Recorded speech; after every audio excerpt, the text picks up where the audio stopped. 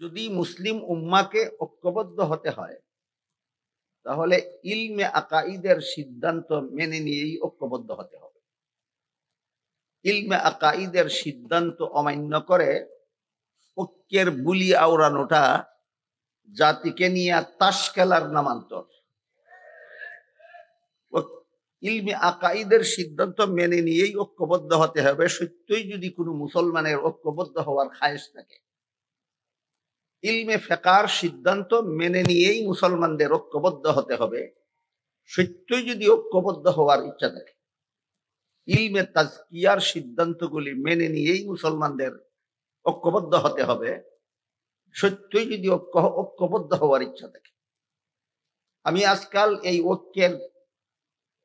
ঐক্যের নসিহতের বন্যায় যখন সারা বাংলাদেশ প্লাবিত, তাই আজকাল প্রায় সময় আমি বলে থাকি যে আল্লাহর দিন পালনের মাধ্যমে ঐক্যবদ্ধ হওয়ার নির্দেশ দিলেন। আল্লাহর দিন বলতে আমরা কি বুঝবো, এ ব্যাপারে অনেক লম্বা কথার সারমর্ম আমি যেটুকু বলেছি সেটা হলো, প্রসিদ্ধ একটি হাদিসকে হাদিসে জিবরিল বলা হয়। সেখানে দেখা যায় রাসূল তার উম্মতকে 3 প্রকার ইলম শিক্ষা দিয়ে এই 3 প্রকার ইলমকে দ্বীন বলেছেন। একটা ইলমের নাম হলো ইলমে আকাইদ, আর একটা ইলমের নাম ইলমে ফিকহ, আর একটা ইলমের নাম ইলমে তাজকিয়া। হাদিসের কোন অংশে কোন এই 3 ইলমের কোন ইলম হাদিসের কোন অংশে শিক্ষা দেওয়া হলো সেটা বিস্তারিতভাবে বলার মতো সময় যেমন আমার হাতে নাই, এই অনুষ্ঠানটাও এত বিস্তারিত সময় আমাকে দেওয়ার মতো নাই। তাই আমি খুব শর্টকাটে বলছি যে এই হাদিসে আল্লাহর রাসূল উম্মতকে 3টা ইলম শিক্ষা দিয়েছেন: ইলমে আকাইদ, ইলমে ফিকহ, ইলমে তাজকিয়া। এবং শেষের দিকে বলেছেন এই 3টা ইলম হলো আমাদের দ্বীন। সুতরাং যদি মুসলিম উম্মাকে ঐক্যবদ্ধ হতে হয় তাহলে ইলমে আকাইদের সিদ্ধান্ত মেনে নিয়েই ঐক্যবদ্ধ হতে হবে। ইলমে আকাইদের সিদ্ধান্ত অমান্য করে ঐক্যের বুলি আওড়ানোটা জাতিকে নিয়ে তাস খেলার নামান্তর।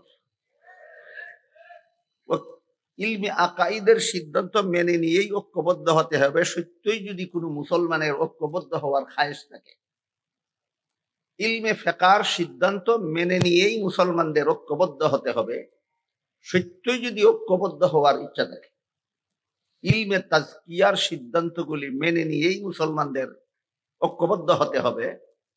সত্যই যদি ঐক্যবদ্ধ হওয়ার ইচ্ছা থাকে। আমার হাতেও সময় কম, আপনাদের অনুষ্ঠানেরও সময় কম, না হলে আমি প্রত্যেকটা এলিমের এক একটা উদাহরণ পেশ করে বলতাম যে ইলমে আকাইদের এই সিদ্ধান্ত আজকাল অমুক অমুক প্রত্যাখ্যান করে ঐক্যের দাওয়াত দিয়ে ঐক্যের নামে তামাশা করে যাচ্ছে। ইলমে ফিকহের অমুক অমুক সিদ্ধান্ত লঙ্ঘন করে অমুক অমুক ব্যক্তি অমুক অমুক দল ঐক্যের নামে তামাশা করে যাচ্ছে। ইলমে তাজকিয়ার অমুক অমুক সিদ্ধান্ত লঙ্ঘন করে অমুক অমুক দল বা ব্যক্তি ঐক্যের নামে তামাশা করে যাচ্ছে। এর মধ্যে শুধু আকাইদ সম্পর্কে একটি কথা বলি। আল্লাহ পাক রব্বুল আলামিন পবিত্র কোরআনের এক আয়াতে বলেছেন, লা ইয়ানালু আহদিজ জালিমিন। এর মর্ম হলো গুনাহগারদেরকে আল্লাহ নবী বানান না। এটা আল্লাহর সমস্ত নবীগণের বেলায় আল্লাহর একটা সার্বজনীন মূলনীতি, কোন গুনাহগারকে আল্লাহ নবী বানান না। কাজেই কোন নবীর জীবনের কোন ঘটনাকে ভিন্নভাবে ব্যাখ্যা করে গুনাহগার সাব্যস্ত করা আল্লাহর সার্বজনীন মূলনীতির লঙ্ঘন। এই লঙ্ঘন যারা অহরহ অনবরত করে যাচ্ছে, ঐক্যের নসিহত তারা সবচেয়ে বেশি করতেছে। ঘটনা কি? ঐক্য নিয়ে আমি বলি এটাকে ঐক্য শব্দের দ্বারা তাস খেলা ছাড়া আর কিছু নয়। নবীগণকে গুনাহগার মনে করা এটা ইসলামী ঐক্য নয়, এটা ইসলামী ঐক্য নয়। এটা হলো মুসলমানদের মধ্যে খ্রিস্টানদের দালালদের ঐক্য। কারণ নবীগণকে গুনাহগার সাব্যস্ত করার এই ভ্রান্ত মতবাদ কোন মুসলমানদের মস্তিষ্ক প্রসূত নয়। নবীগণকে গুনাহগার সাব্যস্ত করার গ্রন্থ মতবাদ, এটা খ্রিস্টানদের উদ্ভাবিত। খ্রিস্টানদের লিখিত একটা বইয়ের নাম আছে কোরআনের আলোকে বেহেশতে যাওয়ার পথ। সেই বইয়ে খ্রিস্টান মিশনারি বাংলাদেশের পক্ষ থেকে বইটা প্রকাশ করা হয়েছে। সেই বইয়ে তারা লিখেছে, প্রথম নবী আদম প্রথম পাপিষ্ট। কি ছিল আদমের পাপ? জান্নাতে নিষিদ্ধ গাছের ফল খাওয়া ছিল আদমের পাপ।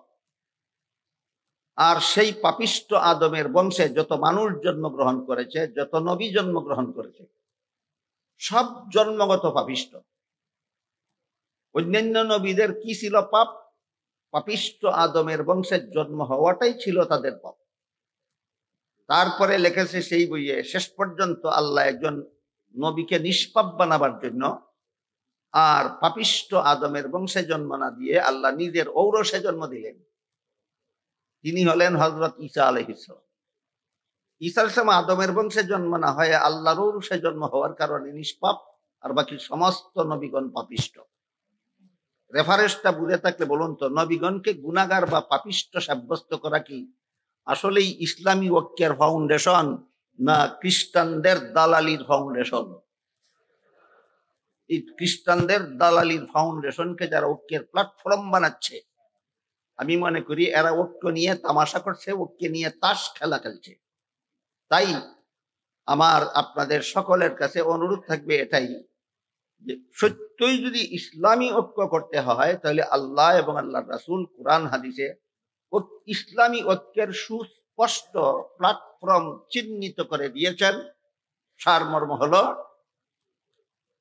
ইলমে আকাইদের সিদ্ধান্তগুলি মেনে নিয়ে মুসলমান ঐক্যবদ্ধ হও, ইলমে ফিকহের সিদ্ধান্তগুলি মেনে নিয়ে মুসলমান ঐক্যবদ্ধ হও, ইলমে তাজকিয়ার সিদ্ধান্তগুলি মেনে নিয়ে মুসলমান ঐক্যবদ্ধ হও।